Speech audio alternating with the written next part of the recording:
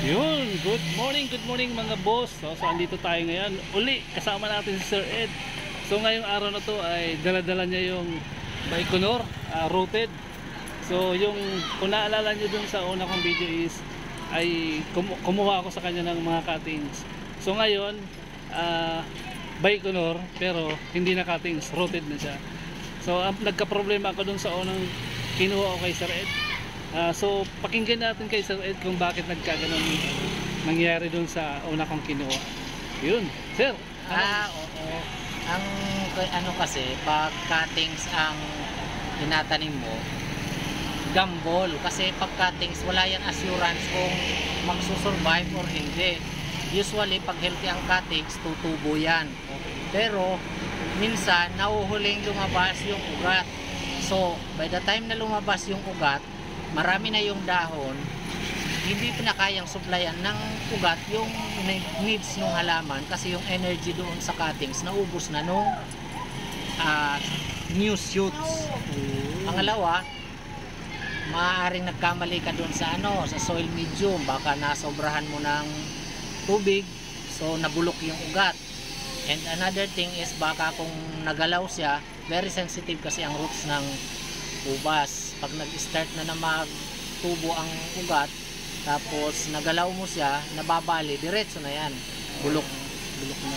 Oo. So, ang cuttings, kung mag-ano ka ng cuttings, gamble yan. Nagtitipid ka, pero baka mas mapamahal ka. Plus yung oras. Aba, imagine mo, hihintayin mo yan ng at least 2 to 3 months bago mo pwedeng i-transplant. Tapos, pinili mo walang nabuhay o di ulit ka na naman. So dito at least yan, rooted na, sigurado ka, sigurado na tayo 99% unless na madisgrasya ng hayop or ikaw na mismo ang makadisgrasya. Maiwan ulit sa sasakyan. Iwanan naman sa sasakyan para maluto. Ayun, so napakagandang tip. Actually yung yung galing kay yung cutting sa kinuha ko kay Sir nung previous na pagkikita namin ni Sir nagalaw ng mga pusa. So marami kasi kami pusa. So nagtakbuhan during mating ng mga pusa. Doon nagtakbuhan sa akala ko safe na doon. So hindi pa pala. So yun ang nangyari doon. Talagang nang makita ko yun, tumba lahat. So may mga dahon na yun. So nang umaga nakita ko. So yun na talaga yung reason kasi ang ganda na ng naumpisa eh. Pero daan-daan silang namatay.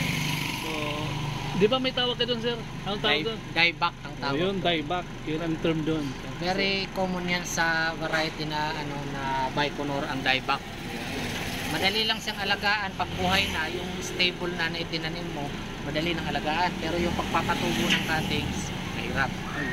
So yun ang mga tips pagdating sa cuttings at saka dito sa rooted. So pili na lang kayo guys kung anong gusto nyo. Yung rooted or yung cuttings na kayo ang magpapatubo, pero gamble, sabi nga gamble, wala pang assurance na magkakaroon na mabubuhay yung yung mga grapes natin. So yun ang pinaka tips na nakuha natin guys ngayon. So this is Rica and Sento Partanong and si Sir Ed, isang paraubas din sa Iriga City, yun, Sanctuary de Ubas. Yeah. So kung gusto niyo magkaroon din ng ubas na katulad ng Baikonur na napakadaling patubuin at madaling alagaan, Baikonur kay Sir Ed, yun, i-post i-share ko yung link ng Facebook account ni Sir sa aking sa video nito. So this is Riga, thank you, babus.